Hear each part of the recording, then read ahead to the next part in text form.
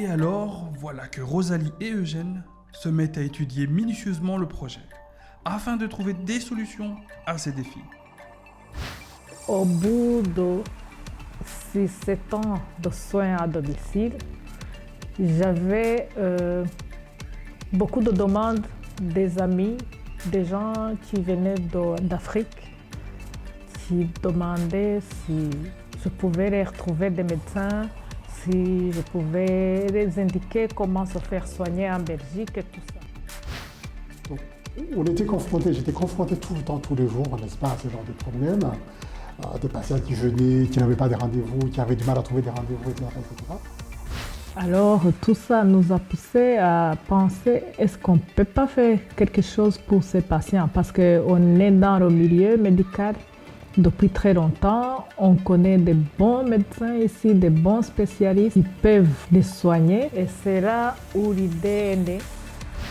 Et donc, c'est à ce moment-là que je me suis dit, comme nous sommes dit avec Rosalie, si on créait, n'est-ce pas, un cadre légal permettant à tous ces patients qui viennent de l'étranger, c'était essentiellement des patients étrangers qui viennent de l'étranger, de se faire soigner, je dirais, convenablement et comme il faut et quand il faut. Ainsi, ils commencent à constituer autour d'eux un partenariat médical adéquat. Ce que nous avons fait pour parier à tout ça, nous avons contacté les médecins. Et pas n'importe quel médecin, nous avons contacté des médecins spécialisés qui travaillent dans différents hôpitaux ici en Belgique. Certains d'entre eux sont des professeurs d'université, d'autres sont des responsables des cliniques, d'autres sont des médecins très spécialisés dans leur domaine respectif. On leur a exposé notre projet et notre demande était justement de nous permettre en tout cas de faire soigner ces patients étrangers qui avaient du mal dans les conditions que nous avons évoquées. Et je dois dire que 90% des médecins contactés étaient vraiment favorables. Longue procédure de constitution d'un cadre légal de travail. Voilà, on s'est assis évidemment avec Rosalie, on a discuté, on a rencontré des amis ici et là. Suite à ces réflexions, on a décidé de créer la société. C'est un cadre légal en fait. Évidemment, d'une part, il faut être crédible auprès de partenaires, que ce soit des hôpitaux, des médecins et aussi des patients. Et donc c'est pour ça qu'on a créé une société privée à responsabilité limitée, qui est UM Medica Plus. Donc c'est une société, ce n'est pas une ASBL, ce n'est pas une ONG, c'est une société reconnue évidemment en Belgique. Au départ, l'idée vraiment, c'était pour faire soigner les gens qui venaient d'Afrique. Et après, quand ça a commencé, on a créé un site, on a expliqué comment ça se passe. Et c'est là où on s'est rendu compte que même les gens qui viennent d'Europe commençaient à nous appeler, commençaient à venir. Et actuellement, on a vraiment des patients qui viennent de partout dans le monde. Tout au début, quels étaient les objectifs de UM Medica Plus? En tenant compte de tous les problèmes que nous avions remarqués ici et là, on se dit voilà, on va permettre aux patients d'obtenir des rendez-vous assez rapidement, leur trouver un devis correct par rapport à leurs problématiques, parce que pour obtenir un visa, il faut absolument au moins, pour venir, pour pouvoir se faire soigner, il faut au moins connaître le budget, parce que évidemment, sans budget, c'est très très difficile. Parfois c'est difficile, parfois c'est impayable, ou parfois c'est payable, mais il faut au moins connaître son budget. Alors, 3, évidemment, il faut des spécialistes. Il faut que le médecin, les patients viennent voir des spécialistes. Et alors ici, on se dit, évidemment, en arrière-fond, on se disait il faut que ces patients qui n'ont pas beaucoup de temps en Belgique finalement, il faut qu'ils profitent justement de leur séjour, il faut qu'ils maximisent en tout cas leur séjour en Belgique pour voir le médecin, pour se faire soigner. C'est ainsi que nous obtenons des rendez-vous très rapidement, très rapidement. Donc, si on parle de last minute, c'est aussi possible. Donc un patient peut nous appeler le matin, demandant de voir un cardiologue. Le soir, on l'amène chez le cardiologue. Donc il n'y a aucun problème à ce niveau-là. Gaspard était gravement malade, très loin de la Belgique. Je m'appelle Sassira Gaspard, je suis ingénieur en génie civil. Je travaille au Rwanda et j'habite aussi à Kigali. Depuis décembre 2018, j'ai une crise cardiaque qu'on appelle en anglais heart failure. Ça veut dire que mon cœur était déjà détruit. J'étais aux soins intensifs pendant un mois. C'était grave, tellement grave. Là, le docteur a décidé que je peux aller en Belgique. Comment Gaspard a-t-il découvert UM Medica Plus? Quand j'étais au Rwanda, dans l'hôpital, j'avais essayé de contacter plusieurs ou pas mal de personnes en Belgique, en France, mais un peu partout. Il m'a dit que c'est impossible de trouver un docteur qui peut m'accueillir avant 6 mois ou 7 mois. Je ne sais pas si je peux dire que c'était un miracle. Mon petit frère, parce qu'il était vraiment aussi inquiet de ma vie.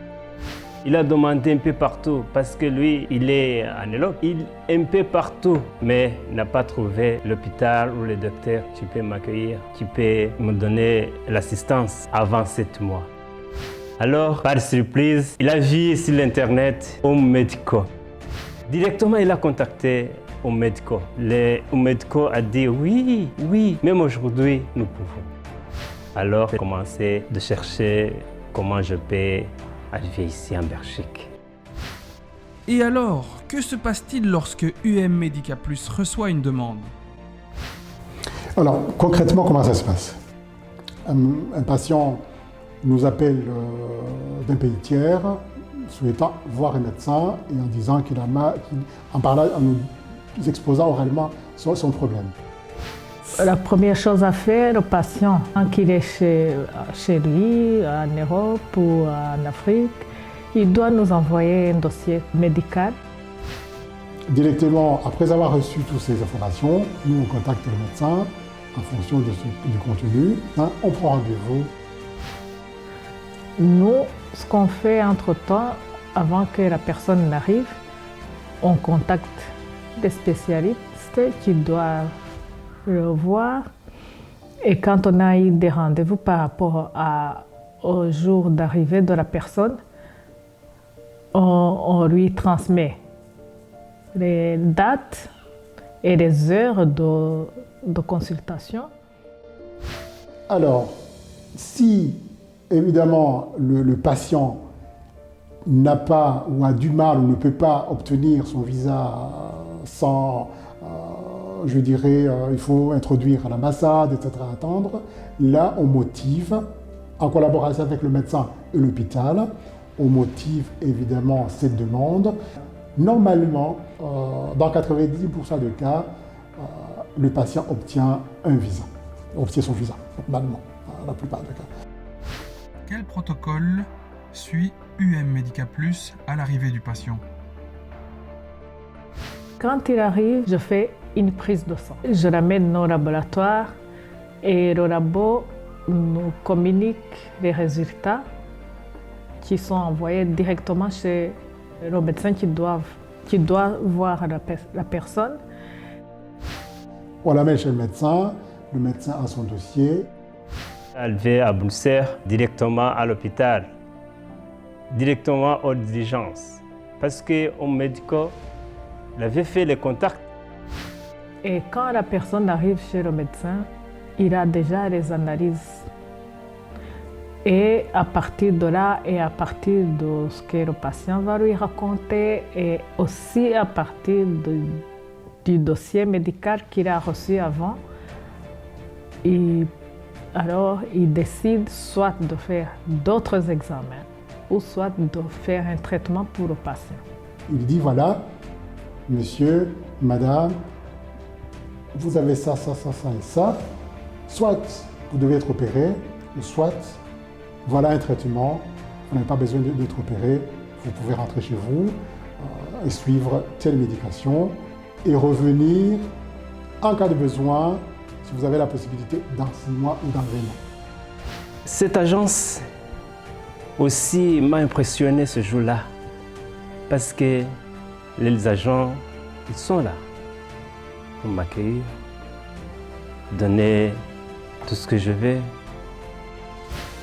lorsque le corps médical décide de faire une intervention chirurgicale sur un patient, que fait UM Medica Plus? Alors, pour quelqu'un qui doit être hospitalisé, S'il faut opérer, donc le médecin explique comment ça va se passer. là, le patient doit verser la totalité du devis établi sur un numéro de compte de l'hôpital dans lequel le patient sera opéré. Ils commencent donc à faire les diagnostics et ils ont dit que c'est possible.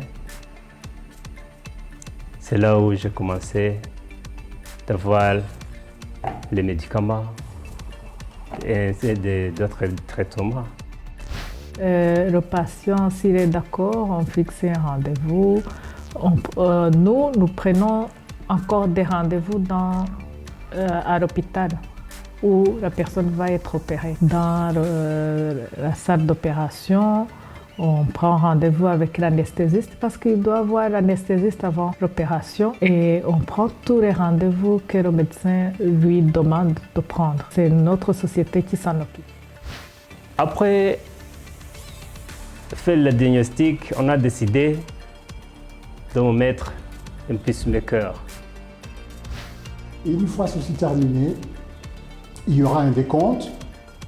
Si le patient a payé beaucoup, a payé trop, il y aura un décompte, donc l'argent, le restant, sera reversé sur son compte. Et quand le spécialiste a fait des examens supplémentaires, donc il peut donner un diagnostic au patient. Si évidemment le patient doit payer encore un peu plus, eh bien ça sera le cas. Mais généralement, il calcule en fonction des besoins envisagés au départ. Ils ajoutent au moins plus ou moins 10% pour être vraiment dans les marges. Ce qui est très impressionnant pour moi aussi, c'est que Home Medico était là encore. Ils suivent, ils demandent, parce que c'est eux qui font le contact. Alors, il fait tout jusqu'au jour où on m'a opéré. Et alors, au niveau du suivi, parce qu'il y a un rapport opératoire qui doit être envoyé. Nous, on reste en contact avec le médecin chirurgien. Nous, on envoie, une fois que le rapport opératoire est prêt, on l'envoie au patient. Et ce qui est bien en plus, c'est que même dans la suite, quand les patients rentrent chez eux, ils sont toujours suivis par les médecins qui les ont vus, par email, par téléphone. Une fois que le patient a besoin des médicaments, nous, le médecin nous donne des prescriptions. Voilà, là, on s'organise avec le patient, on achète des médicaments. Et s'ils ont des médicaments à prendre, ils peuvent toujours contacter les médecins qu'ils ont eus et qui pourront leur donner la suite des médicaments ou même des soins à suivre pour pouvoir s'en sortir sans devoir toujours revenir en Europe. S'agissant du retour éventuel pour un suivi, pour un contrôle, pardon, et là on organise avec le médecin, voilà, tel patient voudrait venir tel jour, telle date, tel mois. Nous, on organise ça et puis quand il arrive, c'est la même chose. Il voit directement, quand il arrive, son médecin qui l'examine et puis... Concernant la qualité des services et les prix, quels sont les retours des patients jusqu'à présent? Et vraiment, les patients qui ont pu venir et qui ont été soignés et vus par tous ces spécialistes, ils sont ravis. Plusieurs, ils disent c'est un service impeccable, extraordinaire, parce que on croisait des gens qui venaient et qui passaient 2 mois ici et qui n'avaient pas pu avoir un médecin qui cherchait et qui rentrait sans être soigné. Évidemment, après avoir bénéficié de nos services, ils sont très satisfaits. Ils en parlent aux autres. Merci Dieu, parce que ici, c'était un miracle pour moi. C'était un miracle, tu me vois. Donc, je parle. Je suis vraiment très fier de moi-même parce que je suis en vie et j'étais mort. Et je remercie aussi au médico qui m'a aidé vraiment. Actuellement, si on passe par nos services, on a la possibilité de rencontrer donc les spécialistes qu'il faut et d'être soigné.